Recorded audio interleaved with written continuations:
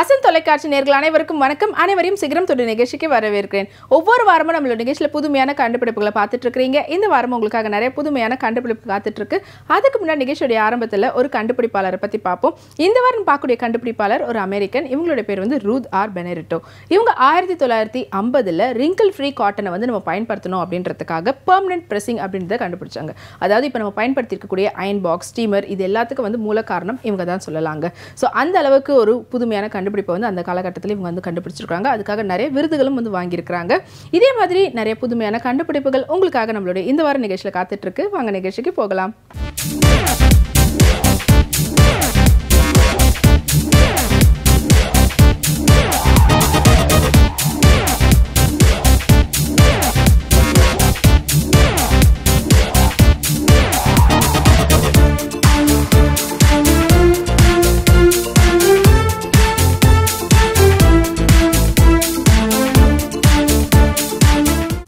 இன்னைக்கு நம்மளோட நிகழ்ச்சியில் 3 கண்டுபிடிப்புகள் உங்களுக்காக காத்துட்டு இருக்கு. 3 கண்டுபிடிப்புகளும் சென்னை ஆவடியை சேர்ந்த Saint Peter's College of Engineering and Technology மாணவர்கள் தான் வந்து கண்டுபிடிச்சிருக்காங்க. அதில் முதலாவது கண்டுபிடிப்பு கெமிக்கல் டிபார்ட்மெண்ட்டை சேர்ந்த மாணவர் கண்டுபிடிச்சிருக்காரு.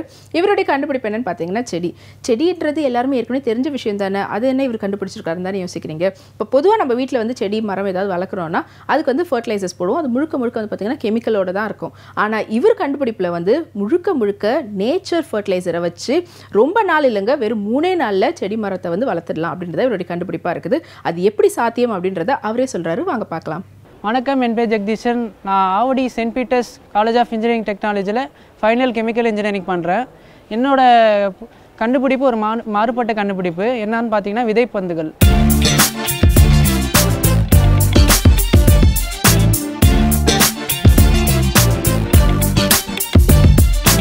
சொசைட்டிக்கு ஏதாவது நல்லது செய்யக்கூடிய ஒரு விஷயமாக இருக்கணும்னு நாங்கள் முடிவு பண்ணி எங்களுடைய இறுதி ஆண்டு படிக்கக்கூடிய மாணவன் அவர் வந்து பார்த்திங்கன்னா சீட் பால், அதாவது விதைப்பந்து.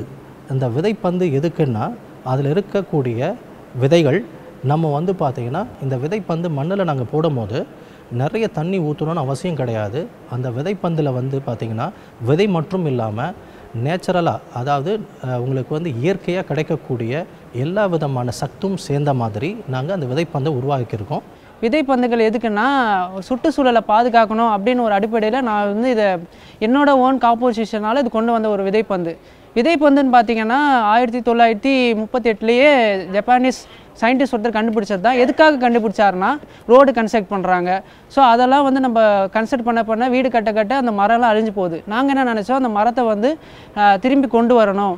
அதை ஈஸியான முறையில் நம்ம ரொம்ப கஷ்டப்படவே வேணாம். இந்த விதைப்பந்துன்னு ஒரு கான்செப்ட்டு நீங்கள் சும்மா போட்டு தண்ணி ஊற்றுனீங்கனாலே மரம் வர மாதிரி ஆட்டோமேட்டிக்காக கொஞ்ச நாள்லேயே வரும்னு எதிர்பார்த்தீங்கன்னா என்னோடய விதைப்பந்துகள் பார்த்தீங்கன்னா கிட்டத்தட்ட 3 நாட்களில் வளர மாதிரி நான் காம்போசிஷன் கொண்டு வந்திருக்கேன்.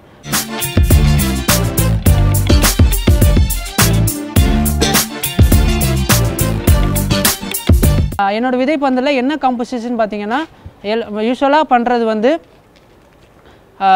எரு வச்சு பண்ணுறது. ஆனால் என்னோட இதில் பார்த்தீங்கன்னா எரு இல்லாமல் இன்னொரு புது காம்போசிஷன், அதாவது பச்சை உரம்ன்ற ஒரு காம்போசிஷன். இதுதான் பார்த்தீங்கன்னா இந்த க்ரீன் மேன்யூர். இந்த சீட் பால் செய்யறதுக்கு இதுதான் மெயின் இன்க்ரீடியன்ட். இது எப்படி தயாரிச்சிருக்கோன்னு பார்த்தீங்கன்னா இந்த அகத்திக்கீரைன்னு சொல்லுவாங்க. அகத்திக்கீரையும் இந்த கிராஸ், வெளியில் நம்ம வீட்டில் இருக்க அந்த கிராஸையும் நல்லா மிக்ஸ் பண்ணி மண்ணில் நல்லா ஊற வச்சு ஒரு 15 நாள் ஊற வைக்கணும்.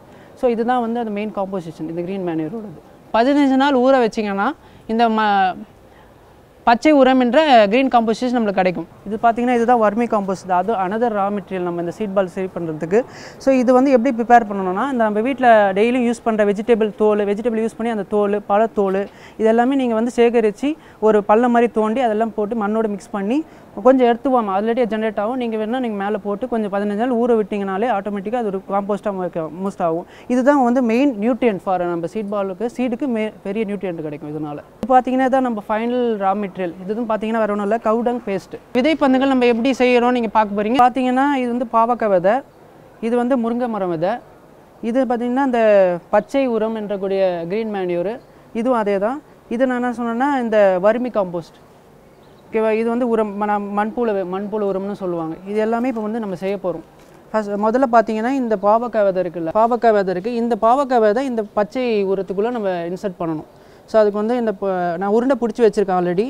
உருண்டை பிடிச்சிட்டு அதுக்குள்ளே இந்த பச்சை உரத்துக்குள்ளே இந்த பாவக்காய் விதையே போடணும்.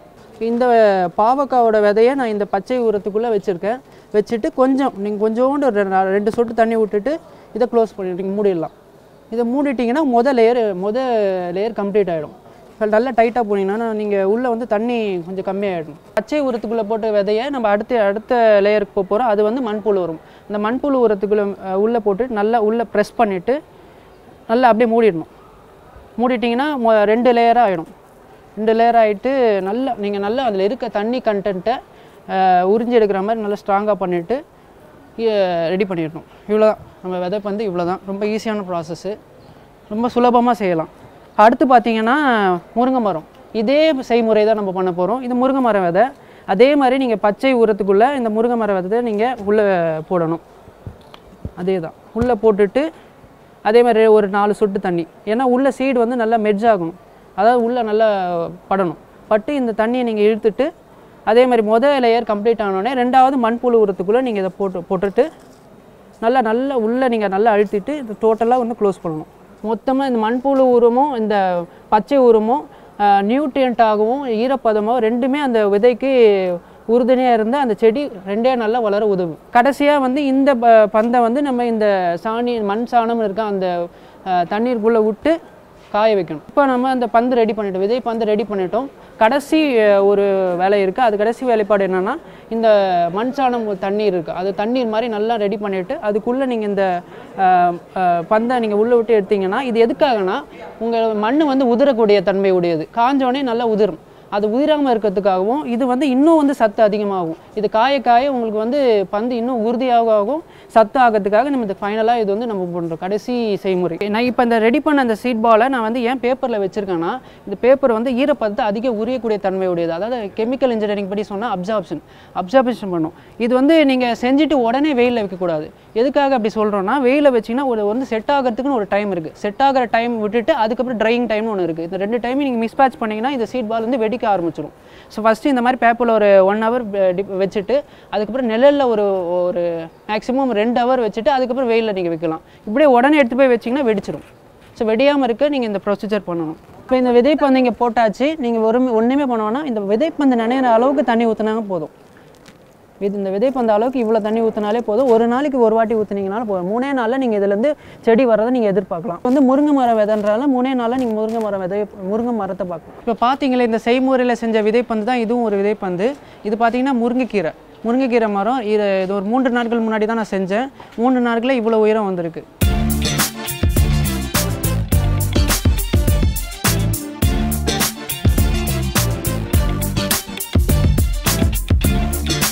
என்னோட விதைப்பந்துகள் 2 நாட்களில் வளர அளவுக்கு ரிசல்ட் கொடுத்துருக்கு. நான் இது மாதிரி ஒரு 12-15 விதைகளை வச்சு நான் வந்து முயற்சி பண்ணி பார்த்ததில் அத்தனையும் வெற்றி அடைஞ்சிருக்கு.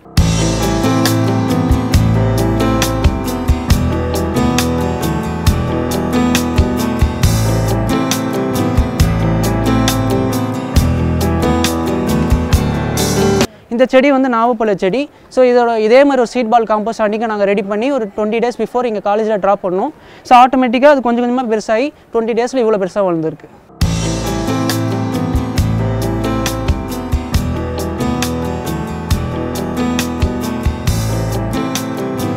இந்த செடி பார்த்தீங்கன்னா இதுக்கு பேர் கஸ்தூரி பட்டன் சொல்லுவாங்க. ஆனால் இந்த செடி பார்த்தீங்கன்னா நம்ம சீட் பால் மாதிரி வர வைக்க முடியாது. இதை சீவி தான் வர வைக்க முடியும். இதை இப்போ மெயின் பிரான்ச்லேருந்து நீங்கள் சின்னதாக சீவி இதை நீங்கள் நட்டிங்கன்னா அது வெறும்னா நடக்கூடாது. இந்த மாதிரி நான் சொன்ன மாதிரி அந்த க்ரீன் காம்போஸ்ட் பச்சை உரம் போட்டிங்கன்னா ஆட்டோமேட்டிக்காக கொஞ்சம் கொஞ்சமாக அந்த ஈரப்பதம் உள்ளே இருக்கும். நீங்கள் தண்ணி ஊற்றணும் அவசியமே வேணாம். ஒரு வாரத்துக்கு நீங்கள் ஒரு வாட்டி தண்ணி ஊற்றினீங்கனாலே கொஞ்சம் கொஞ்சமாக க்ரோ ஆகும். இதுவும் 20 நாளுக்கு முன்னாடி வச்சது தான். இப்போ உங்களுக்கு இந்த டிஃப்ரென்ஸ் தெரிஞ்சிருக்கும்.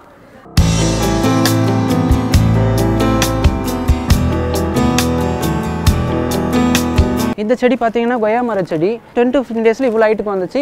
இப்போ நீங்கள் பார்த்தீங்கன்னா அந்த டிஃப்ரென்ஸ் உங்களுக்கே தெரியும். இப்போ பார்த்தீங்கன்னா இந்த விதைப்பந்துகளில் வந்து செய்முறை பார்த்தீங்கன்னா எல்லாமே ஃபுல்லாக இயற்கையான செய்முறையாக தான் செய்கிறோம்.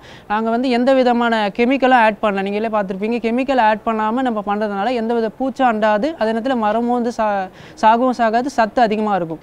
நார்மலாக பார்த்தீங்கன்னா ஒரு 30%லேருந்து 40% தான் விதைப்பந்துகள்லாம் வேலைக்கு ரேஷியோ இருக்குது, வேலைக்கு ஆகிற மாதிரி. ஆனால் என்னோடய விதைப்பந்துகள் பார்த்திங்கன்னா 70 விழுக்காடுகள் காட்டுது. 70 விழுக்காடுகள் அது வந்து உற்பத்தி ஆகிற மாதிரி உருவாக்கியிருக்கும். அடுத்த தலைமுறைகளுக்கு வந்து இது நல்ல எடுத்துக்காட்டாமையும் அதே நேரத்தில் வந்து நம்ம ஆரோக்கியமாகவும் வாழலாம். அடுத்த கண்டுபிடிப்பும் வந்து பார்த்தீங்கன்னா Saint Peter's College of Engineering and Technology மாணவர்கள் தான் வந்து கண்டுபிடிச்சிருக்காங்க. இவங்க வந்து மெக்கானிக்கல் டிபார்ட்மெண்ட். இவங்களுடைய கண்டுபிடிப்பு என்னன்னு பார்த்தீங்கன்னா, இப்போ நம்மலாம் வந்து எக்ஸசைஸ் பண்ணணும் இல்லைனா வந்து நிறைய உடல் எடையெல்லாம் இருக்கிறது வந்து குறைக்கணும் அப்படின்னும் போது முக்கியமாக முதல்ல எல்லாரும் யோசிக்கிறது த்ரெட்மில் தாங்க. இந்த த்ரெட்மில் எப்படின்னா நம்ம வந்து அப்படியே ஆப்ரேட் பண்ணுற மாதிரி இருக்கும். அது வந்து ஆட்டோமேட்டிக்காக வந்து ஓடுற மாதிரியும் இருக்கும். ஒரு சில இதில் தான் வந்து பார்த்தீங்கன்னா பேட்டரி சிஸ்டம் இல்லை எலக்ட்ரிக்கல் சிஸ்டம் அந்த மாதிரி வச்சு ஓடுவாங்க. ஆனால் இவருடைய கண்டுபிடிப்பு எப்படின்னு பார்த்தீங்கன்னா, நம்ம வந்து ஓட ஓட அது வந்து அப்படி சுற்றுறதோடு சேர்த்து சைக்கிளும் வந்து ஓடுற விதமாக இவர் வந்து கண்டுபிடிச்சிருக்காரு. இது நான் சொல்கிறத விட நீங்களே கண் கூட பார்த்தீங்கன்னா உங்களுக்கே வந்து புரியும். வாங்க பார்க்கலாம். எல்லாருக்கும் வணக்கம். என் பேர் சரத்குமார். என் பேர் சரவணகுமார். நான் இந்த ப்ராஜெக்டோட இன்னொரு மெம்பர். நான் Saint Peter's College of Engineering டெக்னாலஜியில் மெக்கானிக்கல் இன்ஜினியரிங் படிக்கிறேன். நான் ஃபைனல் இயர் ஸ்டூடெண்ட். நான் வந்து என் ஃபைனல் இயர் ப்ராஜெக்டாக நானும் என் ஃப்ரெண்ட்ஸும் டிஸ்கஸ் பண்ணி ஒரு புதுசாக ஒரு இன்வென்ஷன் கண்டுபிடிக்கிறதுக்காக த்ரெட்மில் சைக்கிள் இதை நாங்கள் ரெடி பண்ணியிருக்கோம்.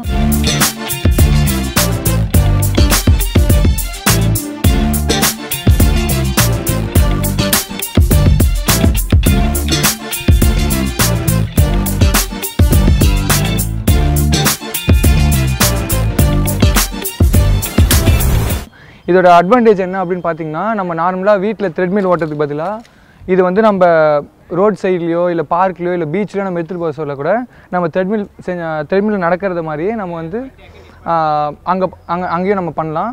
எல்லாருக்கும் ஒரு ஆசை இருக்கும், ஃப்ரெஷ் ஏர் அப்புறமா வந்து இந்த சைட்ஸ்லாம் பார்த்துட்டே வந்து நம்ம எக்ஸசைஸ் பண்ணால் நல்லாயிருக்கும் அப்படின்ட்டு. பட் ஆனால் இப்போ இருக்க மாடர்ன் லைஃப்பில் அடுக்கடுக்காக வீடுங்களாக இருக்கிற நடுவில் வந்து ஜிம்முக்குள்ளே எல்லாரும் பண்ணுற ஒரு எக்யூப்மெண்ட் நம்ம பண்ணுறதுனால அது வந்து எல்லாருக்கும் ஒரு கம்ஃபர்டபுளாக இருக்காது. இந்த த்ரெட்மில் மூலிமா நம்ம வந்து பார்க்கில் இல்லை பீச்சில் இல்லை நார்மலாக நம்ம வீட்டை சுற்றி இருக்கிற ரோட்டில் கூட இந்த மரம்லாம் நம்ம பார்த்துக்கிட்டு ஃப்ரெஷ் ஏர் ப்ரீத் பண்ணிவிட்டு நம்ம வந்து எக்ஸசைஸ் பண்ணலாம்.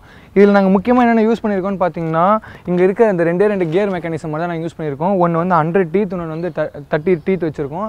இதனால் நாங்கள் என்ன பண்ணுறோம் அப்படின்னு பார்த்தீங்கன்னா, நம்மளோட ஸ்பீட் ரேஷியோ வந்து 1:3க்கு நாங்கள் மாற்றுறோம். அப்படின்னு என்னென்னா, நம்ம ஒரு டைம் நடந்தால் 3 மடங்கு வேகத்தில் நம்ம போகிற மாதிரி நாங்கள் வந்து டிசைன் பண்ணியிருக்கோம். அதுக்கேற்ற மாதிரி நாங்கள் இதை ரன் பண்ணியிருக்கோம்.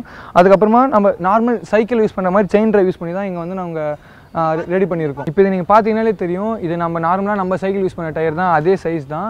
இங்கே வந்து நாங்கள் ஃப்ரண்ட் டயரில் எந்த மாடிஃபிகேஷனும் பண்ணல. அதே மாதிரி நார்மல் சைக்கிளோட ஹேண்டில் தான் இங்கே வச்சுருக்கோம். பட் ஆனால் எங்களுக்கு ஹைட்டு ஜாஸ்தியாக இருக்கிறதுனால நாங்கள் எக்ஸ்ட்ராவாக ஒரு ராடு நாங்கள் இங்கே வச்சு நாங்கள் அதை கனெக்ட் பண்ணி அதுக்கேற்ற மாதிரி நாங்கள் ராடு வந்து ஹைட் ஆகிருக்கோம். ஏன்னா வந்து நார்மல் சைக்கிள் நம்ம உட்காந்துட்டு போவோம், இதில் நம்ம நின்றுட்டு தான் நம்ம போக போகிறோம். அதனால் அடுத்து பார்த்தீங்கன்னா இந்த பெல்ட் வந்து நார்மலாக த்ரெட்மில்ல யூஸ் பண்ணுற அதே மாதிரி பெல்ட் தான்.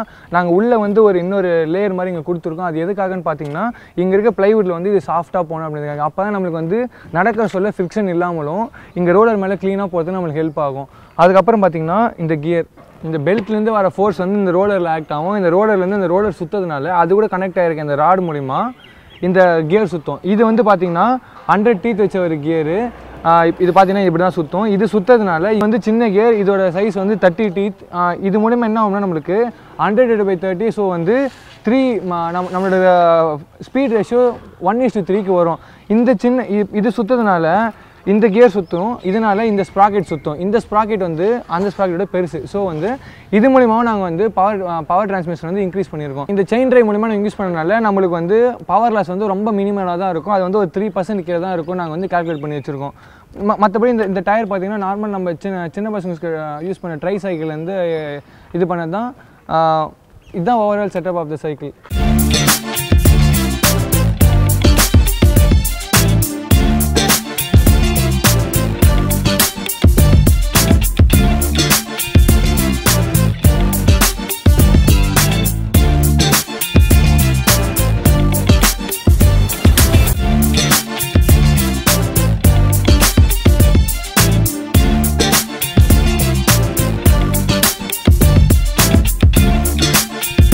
ஹியூமனுக்கு என்ன யூஸ் அப்படின்னு பார்த்தோன்னா, இப்போ சைக்கிள் ஓட்டுறது பற்றி அதுக்கு கொஞ்சம் ட்ரைனிங்கெல்லாம் இருக்க வேண்டியிருக்கு. அந்த ட்ரைனிங் ஈஸியாக எல்லாராலையும் ஓட்ட முடியாது. அதுவும் வயசானவங்க அந்த ட்ரெஸ் கரெக்டாக இருந்தாலும் ஓட்ட முடியாது. இப்போ நார்மலாக நம்ம எல்லோரும் தான் வாக்கிங் போவோம், ஜாக்கிங்லாம் போவோம். அதில் கொஞ்சமாச்சும் டிஃப்ரென்ஸ் இருந்தால் தான் புதுசாக வரவங்களுக்கும் சரி, ஆல்ரெடி பண்ணுறவங்களுக்கும் சரி, டே டு டே திருப்பி நமக்கு செய்யணும்னு தோணும். ஸோ அதே மாதிரி ஒர்க் அவுட்டாக இருந்தாலும் சரி, நம்ம ஜிம்முக்கு போகிறதா இருந்தாலும் த்ரெட்மில் ஓட்டுறதா இருந்தாலும் அது ஒரே ஒரு இடத்துக்குள்ளே போகிறதுனால நமக்கு கொஞ்ச நாள்லேயே சீக்கிரமாக போர் அடிச்சு செஞ்சிடும். இப்போ நம்ம ப்ராஜெக்டில் இங்கே என்ன நடக்குதுன்னா, இது நான் முன்னாடியே சொன்ன மாதிரி 3 டைம்ஸ் வந்து நம்ம வாக்கிங் ஸ்பீட் இன்க்ரீஸ் ஆகுது. அதே மாதிரி கேலரிஸ் எந்த அளவுக்கு பேர்ன் ஆகுது அப்படின்னு பார்த்தோன்னா, இப்போ நம்ம சைக்கிள் ஓட்டுறதை விட அதிகமாகவும் நடக்கிறத விட கம்மியான ஸ்ட்ரெயினும் நமக்கு இதில் இருக்கும். ஸோ நம்ம ட்ராவல் பண்ணுற டிஸ்டன்ஸும் ஏற்ற மாதிரி நம்ம கேலரிஸும் ஈஸியாக பர்ன் ஆகும். இன்னும் ஒரு கண்டுபிடிப்பு உங்களுக்காக நம்மளோட நிகழ்ச்சியில் காத்துட்டு இருக்கு. இந்த கண்டுபிடிப்பும் வந்து Saint Peter's College of Engineering and Technology மாணவர்கள் தான் வந்து கண்டுபிடிச்சிருக்காங்க. இப்போ நம்ம பார்க்கக்கூடிய கண்டுபிடிப்பு வந்து ரொம்ப ஒரு வித்தியாசமான கண்டுபிடிப்பு. இந்த கண்டுபிடிப்பு வந்து 2 டிபார்ட்மெண்ட்டை சேர்ந்த மாணவர்கள் சேர்ந்து கண்டுபிடிச்சிருக்காங்க. இவங்களுடைய கண்டுபிடிப்பு என்னன்னு பார்த்தீங்கன்னா, பொல்யூஷன் இப்போ வந்து நம்மளுடைய சொசைட்டியில் ரொம்ப அதிகமாக இருக்குது. முக்கியமாக இந்த கண்டுபிடிப்பு நம்மளுடைய இந்தியாவுக்கு தேவையான ஒரு கண்டுபிடிப்புன்னு சொல்லலாங்க. ஸோ நம்ம எங்கே போகிறோமோ அந்த இடத்துல எவ்வளோ பொல்யூஷன் இருக்குது அப்படின்றத மீட்டர் மூலயமா அளக்குற விதமாக தான் இந்த கண்டுபிடிப்பு வந்து இருக்குது. இதை பற்றி நான் சொல்கிறத விட கண்டுபிடித்த மாணவர்களே உங்களுக்காக சொல்கிறதுக்காக காத்துட்ருக்காங்க. வாங்க பார்க்கலாம். என் பேர் ஆகாஷ். என் பேர் வந்து டேனியல் ராஜ். நான் வந்து Saint Peter's College of Engineering டெக்னாலஜியில் பிடெக் ஐடி ஃபைனல் இயர் படிக்கிறேன். நான் வந்து Saint Peter's College of Engineering டெக்னாலஜியில் படிக்கிறேன், சிவில் டிபார்ட்மெண்ட். இப்போ நாங்கள் வந்து மொபைல் பேஸ்ட் டிவைஸ் கண்டுபிடிச்சிருக்கோம். சுற்றுச்சூழலில் இருக்க மாசு காற்றுக்கு வந்து எந்த லெவலில் இருக்குது, எவ்வளோ லெவலில் இருக்குதுன்னு சொல்லிட்டு நம்ம ஈஸியாக கண்டுபிடிச்சிடலாம்.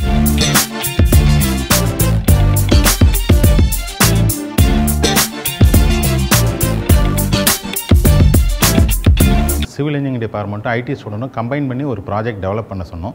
அது எதுக்குனாக்கா நம்ம ஏர் குவாலிட்டி மானிட்டர் பண்ணுறதுக்கான ஒரு IoT based device. So internet of things இப்போ வந்து எல்லா ஃபீல்டுலேயும் அப்ளை ஆகுது. ஸோ அதனால் அந்த 2 ஸ்டூடெண்ட்ஸ் சேர்ந்து பண்ணும்போது பெனிஃபிட் டு த சொசைட்டி மோர் அதிகமாக இருக்கின்றதுனால நாங்கள் அந்த ப்ராஜெக்ட் வந்து கொடுத்துருக்கோம். ஸோ அவங்க வந்துட்டு என்னென்னாக்கா அந்த கிட்டை டெவலப் பண்ணிட்டாங்க. இப்போ அதை வச்சுட்டு எங்கள் ஸ்டூடெண்ட்ஸ் வந்து ஒரு 5-6 இடத்துல சர்வே பண்ணணும்னு மெயினாக ஐடென்டிஃபை பண்ணியிருக்காங்க. மெயினாக பார்த்திங்கன்னா நம்ம ரோட்டில் வர டிராஃபிக்னால் வர பொல்யூஷனை மானிட்டர் பண்ண முடியும். ஸோ எந்த இடத்துல எந்த சிக்னலில் பார்த்தீங்கன்னாக்கா நிறைய டிராஃபிக் இருந்ததுன்னா அங்கே பொல்யூஷன் லெவல் அதிகமாக இருக்கும். அதை வந்து நம்ம கண்டுபிடிக்க முடியும். அடுத்து வந்து பார்த்திங்கனாக்கா இப்போ நிறைய இண்டஸ்ட்ரீஸ் இருக்குது. நமக்கு வந்து அம்பத்தூர் இண்டஸ்ட்ரியல் எஸ்டேட் இருக்குது. அந்த எஸ்டேட்டில் போனீங்கன்னாக்கா நம்ம அங்கே சரௌண்டிங் மட்டும் ஒரு பர்டிகுலர் பீரியடில் பீக் ஹவரில் வந்து நமக்கு வந்து பொல்யூஷன் நிறைய, அதாவது ப்ரொடக்ஷன் அதிகமாக இருந்தால் பொல்யூஷன் வரும். ஸோ அப்போ அதுக்கான சொல்யூஷன் என்ன, எப்படி வந்து நம்ம வந்து பொல்யூஷனை வந்துட்டு மானிட்டர் பண்ண முடியுன்றதுக்கான இந்த ஒரு டிவைஸ் தான் இது. இந்த டிவைஸ் வந்து நம்ம எல்லா இடத்துக்குமே வந்து எடுத்துகிட்டு போய் யூஸ் பண்ணுறதுக்கு ரொம்ப யூஸ்ஃபுல்லாக இருக்கும். இந்த டிவைஸ் நம்ம ஒரு மூவிங் வெஹிக்கிளில் ஃபிக்ஸ் பண்ணிவிட்டு அந்த ரோட்டில் போகிற வழியில் ஃபுல்லாக எவ்வளோ எந்தெந்த லெவலில் வந்து மாசு காற்று இருக்குன்னு சொல்லிட்டு நம்ம கண்டுபிடிச்சிக்கலாம். அதே மாதிரி இது வந்து வீட்டுக்குள்ளேயும் வச்சுக்கலாம். வீட்டுக்குள்ள இன்டோரில் எவ்வளோ ஏர் பொல்யூஷன் இருக்குது, அவுட்டோரில் எவ்வளோ ஏர் பொல்யூஷன் இருக்குது சொல்லிட்டு அந்த பொல்யூட்டன்ஸ், ஒரு பொல்யூஷன்னா எல்லா பொல்யூட்டன்ஸும் சேர்ந்து தான் பொல்யூஷனு. ஸோ ஒரு பொல்யூட்டன்ஸோட ரேஞ்ச் வந்து நம்ம ஈஸியாக வந்து ஐடென்டிஃபை பண்ணிக்கலாம். இதோடைய ஸ்டாண்டர்ட் வேல்யூஸ் வந்து நம்மக்கிட்டே இருக்குது. அந்த ஸ்டாண்டர்ட் வேல்யூஸ் மூலிமா இப்போ எந்த இடத்துல வந்து ஹை லெவலில் ஏர் பொல்யூட்டன்ஸ் இருக்குது, எந்த இடத்துல வந்து லோ லெவல் ஏர் பொல்யூட்டன்ஸ் இருக்குது, எவ்வளோ ஏர் பொல்யூட்டன்ஸ் வந்து நம்மளுக்கு வந்து நம்மளுடைய உடல் நலத்துக்கு வந்து நல்லதுன்னு சொல்லிட்டு நம்ம இது மூலிமா வந்து கண்டுபிடிச்சிடலாம். இதோடைய விலையும் பார்த்திங்கன்னா மற்ற சென்சார்ஸை கம்பேர் பண்ணும்போது ரொம்பவே வந்து விலை கம்மி. கவர்மெண்ட்டில் யூஸ் பண்ணுற சென்சார்ஸில் வந்து ஃபிக்ஸ்டு அந்த இடத்துல மட்டும்தான் ஃபிக்ஸ்டாக வச்சுட்டு மட்டும்தான் யூஸ் பண்ண முடியும். இது வந்து நம்ம எல்லா இடத்துக்கும் வந்து எடுத்துகிட்டு போய் யூஸ் பண்ணலாம். பொல்யூஷன்ஸ் அப்படின்னு எடுத்தோம் அப்படின்னா அதில் பொல்யூட்டன்ஸ் இருக்கும். ஒவ்வொரு பொல்யூட்டன்ட்டும் ஒவ்வொரு காம்பனண்ட்டு. எப்படின்னா நம்ம டெம்பரேச்சர், நம்ம ஹியூமிடிட்டி, நம்மளோட கேஸஸ், அந்த மாதிரி எல்லாத்தையும் பேஸ் பண்ணி தான் நம்ம பொல்யூஷன் அப்படின்ற ஒன்றத்தை சொல்லுவோம். ஸோ இந்த டிவைஸ் என்ன பண்ணோம் அப்படின்னா நம்ம என்விரான்மெண்ட்டில் இருக்க டெம்பரேச்சர், ஹியூமிடிட்டி, 3 விதமான கேஸஸையும் நம்மளுக்கு சொல்லும். ஸோ அதை சொல்லி எப்படி சொல்லும் அப்படின்னா ஒரு மொபைல் ஆப் நம்மக்கிட்ட இருக்கும். அந்த மொபைல் ஆப்பில் நம்ம லைவாக நோட்டிஃபிகேஷன் அந்த லைவாக பார்த்துக்கலாம். இப்போ நம்ம ஒரு ரோட்டில் ட்ராவல் பண்ணிகிட்டு இருக்கோம்னா அந்த ரோட்டில் வந்து நிறையா பொல்யூஷன்ஸ்லாம் இருக்கும். அப்போ அந்த ரோட்டில் என்னென்ன பொல்யூஷன்ஸ் இருக்குது, என்னென்ன பொல்யூஷன்ஸ் வந்து எந்தெந்த லெவலில் இருக்குன்னு சொல்லிட்டு ஒரு காரில் வந்து நம்ம ஃபிக்ஸ் பண்ணிவிட்டு அந்த ரோடு ஸ்டார்டிங்லேருந்து இப்போ ஒரு லொக்கேஷன் ஃபிக்ஸ் பண்ணிக்கணும். இப்போது சப்போஸ் ஃபார் எக்ஸாம்பிள் எங்கள் காலேஜ் வந்து அண்ணனூரில் இருக்குன்னா அண்ணனூர்லேருந்து ஆவடி வரைக்கும் போகிற டிஸ்டன்ஸ் வந்து நம்ம ஃபிக்ஸ் பண்ணிவிட்டு ஒரு காரில் அந்த டிவைஸ் வந்து அதோடைய டாப்பில் ஃபிக்ஸ் பண்ணிவிட்டு அந்த வெஹிக்கிளில் மூவ் பண்ணும்போது அந்த ஸ்டார்டிங்லேருந்து எண்டிங் வரைக்கும் என்னென்ன பொல்யூஷன்ஸ் வந்து இது வந்து ஒரு 10 செகண்ட்ஸ்க்கும் வந்து ரீடிங் நோட் பண்ணிகிட்டே இருக்கும், மாறிட்டே இருக்கும். ஸோ நம்மளுக்கு வந்து ரொம்ப யூஸ்ஃபுல்லாக இருக்கும். அந்த டைமிங்கில் வந்து எந்தெந்த இடத்துல எவ்வளோ மாறி இருக்குது சொல்லிட்டு நம்ம கண்டுபிடிச்சிடலாம். ஒரு கேஸ் சென்சார் யூஸ் பண்ணியிருக்கோம், ஒரு டெம்பரேச்சர் ஹியூமிடிட்டி சென்சார் யூஸ் பண்ணியிருக்கோம். ஸோ ராஸ்பெரி பை அப்படின்னு சொல்கிற ஒரு மைக்ரோ கம்ப்யூட்டர் யூஸ் பண்ணியிருக்கோம். அது போக ஒரு 2 சின்ன ஐசி யூஸ் பண்ணியிருக்கோம். ஸோ இந்த ராஸ்பெரி பை அப்படின்றது என்ன அப்படின்னா ஒரு மைக்ரோ கம்ப்யூட்டர் மாதிரி ஒர்க் ஆகும். ஸோ இது என்ன பண்ணோம் அப்படின்னா நம்ம வீட்டில் இருக்க ஒரு சிபியூ மாதிரி தான். அந்த சிபியூவில் எப்படி ஒரு ஓஎஸ் இருக்குது, அதில் எப்படி நம்ம சாஃப்ட்வேர் இன்ஸ்டால் பண்ணுமோ அந்த மாதிரி இதுலேயும் சாஃப்ட்வேர் இன்ஸ்டால் பண்ணலாம். ஸோ இந்த டிவைஸ் என்ன பண்ணோம் அப்படின்னா சென்சார்கிட்டேருந்து ஒவ்வொரு சென்சார்கிட்டேருந்து அதுக்கு தேவைப்பட்ட டேட்டாவை வாங்கிட்டு அந்த டேட்டாவை இன்டர்நெட்டுக்கு அனுப்பும். இன்டர்நெட்டில் ஒரு சர்வர் இருக்கும். அந்த சர்வர் என்ன பண்ணோம் அப்படின்னா இதுலேருந்து வர டேட்டாவை ஒரு டேட்டாபேஸில் ஸ்டோர் பண்ணி வச்சுக்கும். கேஸ் சென்சார் சொல்லுவாங்க. ஸோ இது என்ன பண்ணோம் அப்படின்னா நம்ம என்விரான்மெண்ட்டில் இருக்க கேஸ் எல்லாத்தையும் ரிசீவ் பண்ணிக்கிட்டு எந்தெந்த கேஸ் ஒவ்வொரு கேஸ்க்கு ஒவ்வொரு ஸ்டெபிலிட்டி இருக்குது, ஒவ்வொரு கேஸ்க்கு ஒவ்வொரு ஸ்டெபிலிட்டி இருக்குது. அந்த ஸ்டேபிள் பாயிண்ட்டை வச்சு அது என்ன கேஸ்ன்றதை நோட்டிஃபை பண்ணி அதோட பெர்சன்டேஜ் எந்த அளவுக்கு இருக்குது அப்படின்றதையும் கொடுக்கும். ஸோ நாங்கள் ஆக்சுவலாக ஏர் பொல்யூஷன் மானிட்டர் அப்படின்னு சொல்லிட்டு ஒரு ஆப்பை டெவலப் பண்ணியிருக்கோம். ஸோ அந்த ஆப் வந்து இந்த ஃபோனில் இன்ஸ்டால் பண்ணியிருக்கோம். அதை ஓப்பன் பண்ணோம் அப்படின்னா so temperature, humidity, CO, SO2, NO2 அப்படின்ற ஒரு 5 காம்பனண்ட்டோட வேல்யூ காட்டும். டெம்பரேச்சர் பார்த்தோம் அப்படின்னா செல்சியஸில் காட்டும். ஒரு நார்மலான ஒரு ரூம் டெம்பரேச்சர் பார்த்திங்க அப்படின்னா 28லேருந்து இருக்கும். ஸோ இங்கே பார்த்தீங்கன்னா 29 இருக்குது. அதுக்கடுத்து ஹியூமிடிட்டி பார்த்திங்க அப்படின்னா ஒரு 50 மேலே இருக்கும். இங்கே 56% இருக்குது. அடுத்து CO பார்த்திங்க அப்படின்னா 0லேருந்து 4 வரைக்கும் இருந்தால் அது ஒரு நல்ல என்விரான்மெண்ட் அப்படின்னு சொல்லலாம். ஸோ இதில் பார்த்தீங்கன்னா 0.2 இருக்குது. அதுக்கடுத்து SO2 பார்த்திங்க அப்படின்னா 0லேருந்து 0.3 வரைக்கும் இருக்கணும். இதில் 0.02 இருக்குது. NO2 பார்த்திங்க அப்படின்னா 0லேருந்து 0.3 வரைக்கும் இருக்கணும். இதில் 0.07 இருக்குது. மொபைல் அப்ளிகேஷனில் என்ன ஒரு பெனிஃபிட் அப்படின்னா நீங்கள் இன்கேஸ் உங்கள் மொபைலை நீங்கள் லாக் பண்ணிட்டா கூட இது நோட்டிஃபிகேஷன் அப்டேட் ஒரு 10 செகண்ட்ஸ்க்கு ஒன்ஸ் வந்து அப்டேட் ஆகிட்டே தான் இருக்கும். முனிசிபல் சாலிட் அந்த இடத்துலலாம் பார்த்தீங்கன்னா ஹாரிசான்டல் இல்லை இன்க்ரீஸ் ஆக சாயிலோட பொல்யூட்டன்ஸும் வந்து இன்க்ரீஸ் ஆகிட்டே போகும். அதேமாதிரி இப்போ வெர்டிக்கலில் நம்ம அதிகமாக டம்ப் பண்ண சாயில் பொல்யூட்டன்ஸ் வந்து வேரி ஆகிட்டே இருக்கும். ஸோ அதனால் வந்து எப்பப்போலாம் வந்து சாயில் பொல்யூட்டன்ஸ் வேரி ஆகுதுன்றதை கண்டுபிடிச்சிடலாம். அதுக்கப்புறம் சப்போஸ் இண்டஸ்ட்ரியஸ் ஏரியாஸ், நிறைய இண்டஸ்ட்ரியல் ஏரியாஸ்லாம் இருக்குது. அந்த இடத்துல வந்து இண்டஸ்ட்ரியல் மூலிமா எவ்வளோ வந்து அங்கே பொல்யூஷன் நடக்குது, என்னென்ன பொல்யூட்டன்ஸ்லாம் வந்து அங்கே அதிகமாக நம்மளுக்கு வந்து வந்திருக்குன்றது நம்ம இந்த டிவைஸ் மூலிமா வந்து நம்ம ஈஸியாக கண்டுபிடிச்சிடலாம். இந்த கண்டுபிடிப்பு கண்டிப்பாக நம்மளோட இந்தியாவுக்கு தேவையானது. ஏன்னா இப்போ இருக்கக்கூடிய பொல்யூஷனை வந்து கண்ட்ரோல் பண்ணணும்னா இது இருந்தால் தான் அது வந்து சாத்தியமாகும் சொல்லலாங்க. இந்த கண்டுபிடிப்பை கண்டுபிடித்த மாணவர்களை கண்டிப்பாக பாராட்டி ஆகணும்.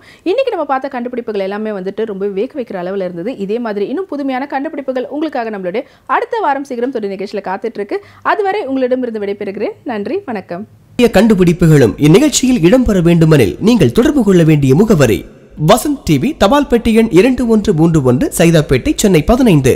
தொலைபேசி எண் 044422274337.